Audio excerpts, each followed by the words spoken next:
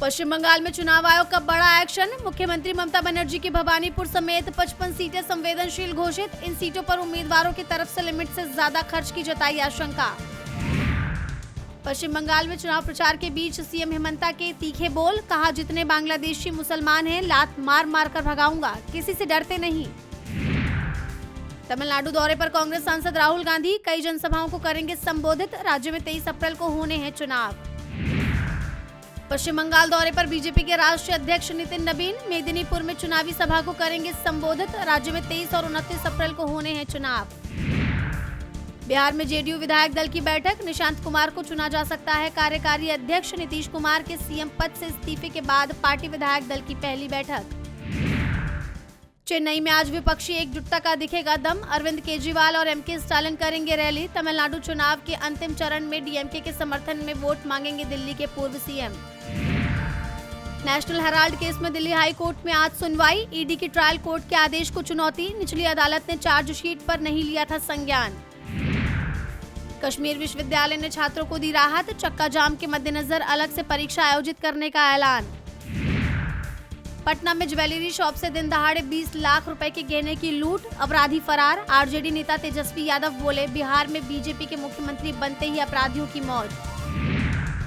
भारत दौरे पर आए दक्षिण कोरिया के राष्ट्रपति ली जे-म्योंग। राष्ट्रपति भवन में हुआ स्वागत। राष्ट्रपति द्रौपदी मुर्मू और प्रधानमंत्री मोदी भी रहे मौजूद। होर्मुज के पास जहाज जब्त करने पर भड़का ईरान। ओमान सागर में अमेरिकी जहाजों पर दागे ड्रोन। क्षेत्र में बढ़ा तनाव। संकट में सीज फायर। होर्मुज स्ट्रेट पर नियंत्रण कभी नहीं छोड़ेंगे। पाकिस्तान में दूसरे दौर की वार्ता की तैयारियों के बीच ईरान ने दिखाए तेवर। ईरानी सांसद अजीजी बोले, होर्मुज जल्द ही ईरान के कानून का बनेगा हिस्सा। यूरोपीय देशों ने अमेरिका और ईरान के बीच संभावित समझौते पर जताई चिंता। ट्रंप की जल्दबाजी पर उठाए सवाल। कहा, एक खराब शुरुआती समझौता कई समस्याएं पैदा करेगा। नेपाल में बाले ने सरकार के खिलाफ प्रदर्शन। भारत से 100 रुपए से ज्यादा के सामान पर टैक्स को लेकर भड़के लोग। भारत नेपाल के सदियों पुराने संबंधों का दिया हवाला। अमेरिका बदल गया है, हमें इसका जवाब देना होगा। कनाडाई पीएम कार्नी का बयान। अमेरिका के साथ करीबी संबंध कमजोरी। भारत को ग्लोबल मैन्युफैक्चरिंग हब बनाने के लिए औद्योगिक भूमि सुधार जरूरी। भारतीय उद्योग परिसंघ ने जारी की रिपोर्ट। बाधाओं को दूर करने के लिए रोड मैप किया पेश। भारत का बैंकिंग सेक्टर मजबूत। कर्ज की बढ़ी मांग। एसेट क्वालिटी और क्रेडिट मांग से मिल रहा सपोर्ट। फिक्की और इंडियन बैंक एसोसिएशन के सर्वे में खुलासा।